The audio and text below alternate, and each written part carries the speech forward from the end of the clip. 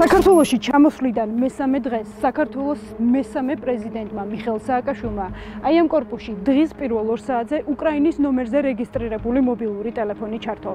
გააზრებულად ჩართული ტელეფონის სიგნალი მალევე დაიჭირეს ძალოვანმა სტრუქტურებმა, რის შემდეგაც მიხეილ სააკაშვილის დაკავების ეგრეთ წოდებული სპეცოპერაცია დაიწყო. ელგუჯა ცომაიას წინააღმდეგ გომელაურის უწყებაში დაწერილი ოპერატიული ცნობა თითქოს მას ცეცხლსასროლი იარაღი ჰქონდა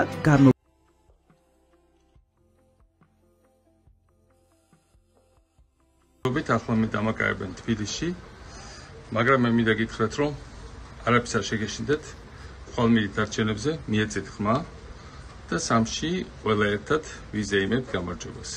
აბა თქვენ იცით, მე ვარ ძალიან მტკიცედ, მეთქრათ, ამისთვის ჩამოვედი, რომ თქვენ დაგეხმაროთ. სხვა გამოსავალი ჩვენ არ გქონდა. მე არაფერს მეშინია და თქვენც უნდა შეგეშინდეთ. აბა თქვენ იცით.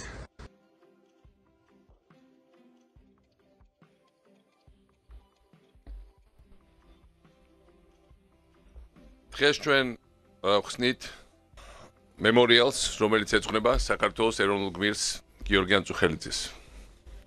მინდა მივესალმო მის დედას, კამტო ლილის, გმირის დედას. მინდა მივესალმო ლევანს, ანას, ბავშვებს, ორ ულამაზეს ანგელოს.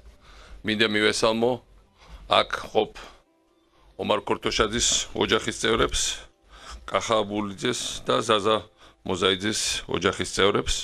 ეს არიან ის ქართველები ამ სოფლიდან, ისე როგორც ბევრი სხვა სოფლიდან, რომელიც საქართველოში არის, მაგრამ ეს სოფელი ასევე განსაკუთრებული ალვანი, რომელთაც თავი გასწირეს საქართველოსთვის ბრძოლებში. ყველა ეპოქას აქვს თავისი სიმბოლო საქართველოსი. მე დავიბადე და გავიზარდე არათავისუფალ საქართველოში.